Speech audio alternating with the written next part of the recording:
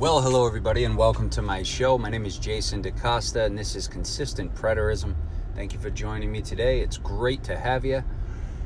Today I just wanted to do a little talk on why is the I.O. message so hated? Well, I can't even say hated because it's actually not that hated when you really think about it. I think it's made some excellent progress over the last, 12 to 18 months especially. And I think that it gets a little bit easier, every week, really, with more connections and more teachings and more people coming aboard. So far, the success has been nice. Assuming the message, right? I mean, it's not exactly the easiest thing to tell somebody, that the Bible was all about Israel. But given that, I think it's been very well received, and I expect nothing but that, to increase. I don't expect anything other than that because the clarity is there. It just takes time for people to see things sometimes. So it's not hated. I wouldn't say it's hated, but within the Christian realm, within the Christian world, and in like some of these Facebook groups and some of the people that come on my channel and comment, you'd have to agree that they don't really like it, right? They don't like the idea of it for the most part. And I often sit and wonder why that is, right? And what I mean by that is, for example, last couple days I've been talking about places like Acts 17, Romans chapter 1, tying that back to Deuteronomy and what Moses outlined for the people of Israel at the very start of this story, so that we could catch the end of the story in the proper context, right? Because it's a story. It's a cover-to-cover story. It has a beginning and it has a perfect ending. And so I've been tying a lot of that stuff together. And, what's crazy is, all this stuff is outlined at the start by Moses, and it all pertains to curse warnings, right? That's the whole entire point of the story. It's like, if you don't obey the law, Israel, you're going to be cursed. If you don't obey the law, Israel, you're going to be dispersed into the nations. If you don't obey the law, Israel, you're going to be out in the nations worshiping false gods and wood and stone and gold and idols, and you're going to be under condemnation and wrath. You're going to fall under many curses and many tribulations and many struggles and many persecutions and all sorts of warnings from Moses, that the curse of this story, the curse contained within the pages of this book, is all related to the law. It's all related to Israel because only they had the law, right? Moses said he didn't declare it to anyone else. What other great nation has these commandments that I'm setting before you this day, Israel, said Moses. So you can't help but wonder, like, what people are thinking when they're reading this story and inserting themselves into the end of it, right? And saying that all humanity is under a curse. It's kind of insane if you think about it, because you have the curse outlined at the beginning. Now, usually where it comes from is the Adam issue, right? Like they get kind of balled up with Adam, who was simply just the first father of Israel who sinned. He was the first father who brought transgression and law transgression and violation, and that whole motif and that whole concept was introduced at Adam, the breaking of the law. That's what the tree of knowledge represents. So Adam, there's a lot going on with Adam. Like, he's the first father of Israel, says the story. He's the first patriarch in the line of patriarchs. A lot of people believe that he's also symbolic for Israel because he sort of exactly mirrors everything that we see happening with Israel throughout the rest of the story. So they get a little tripped up at Adam, and they kind of lose sight of what the story is actually about, that being God's people under his law, which was the curse, said Paul.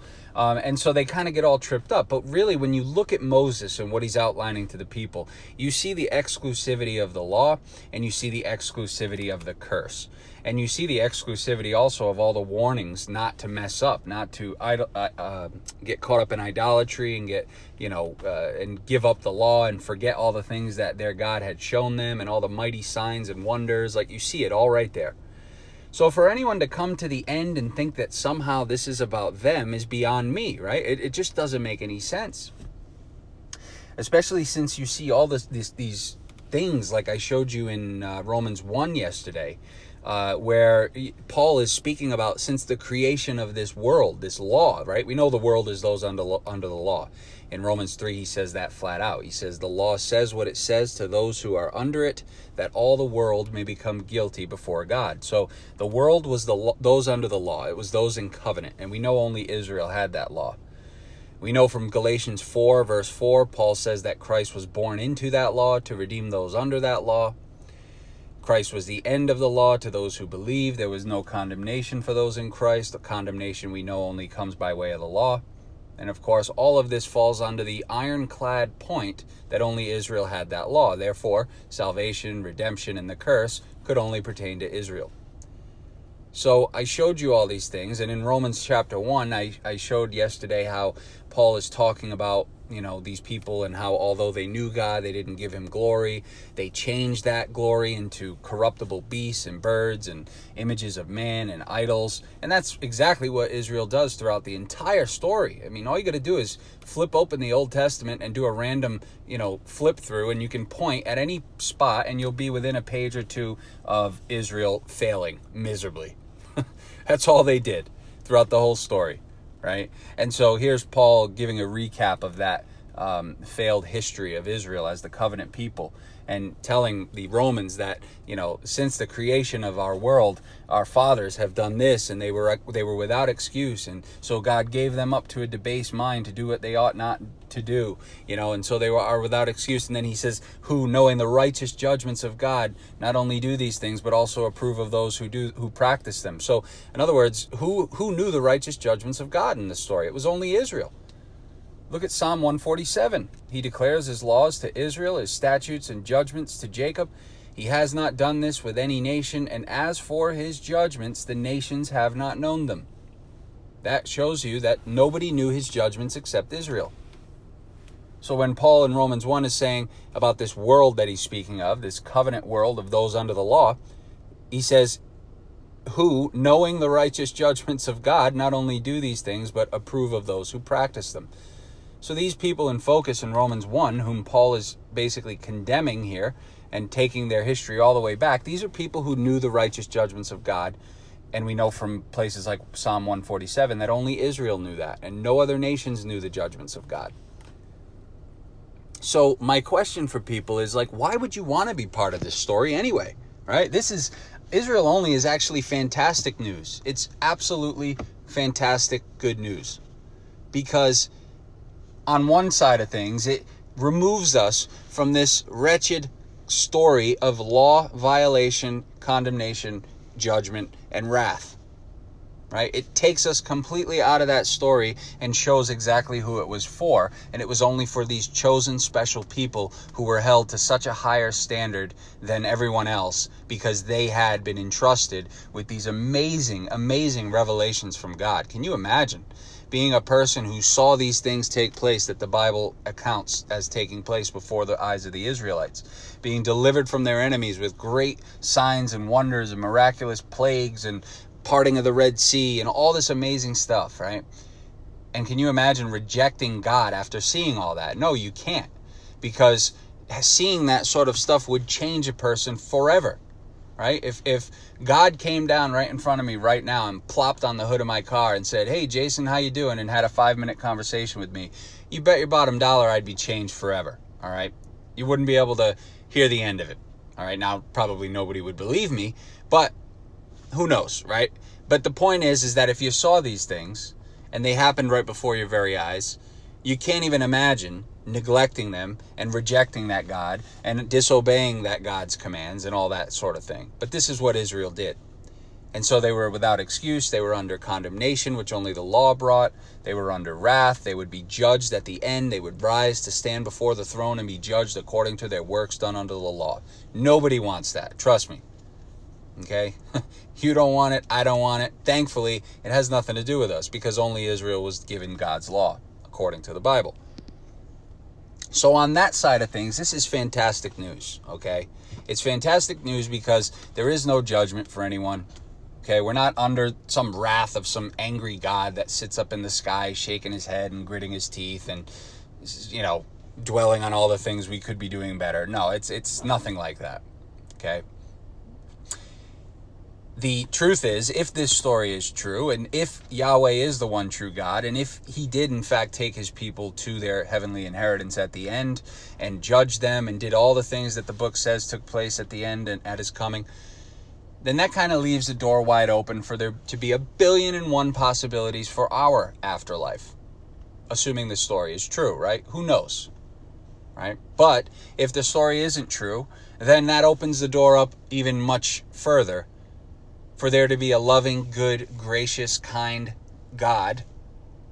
Although sometimes you have to wonder, based on what's going on in the world and some of the things you see that take place, that's a little concerning.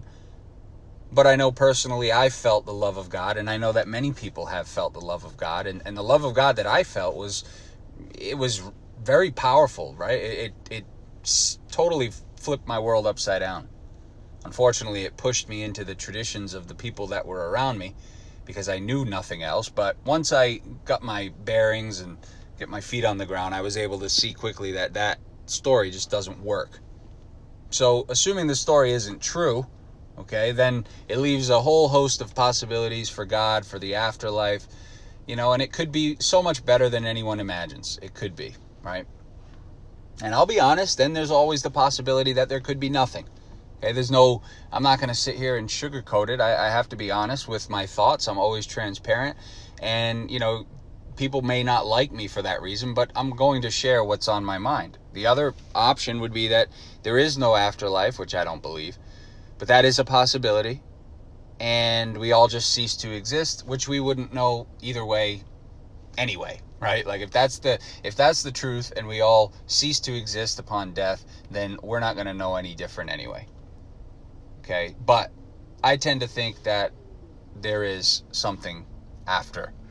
And I have no clue what that is. I don't believe there's a book that tells us what that is, because I think it's probably way too complicated to even begin to imagine in our finite state of mind.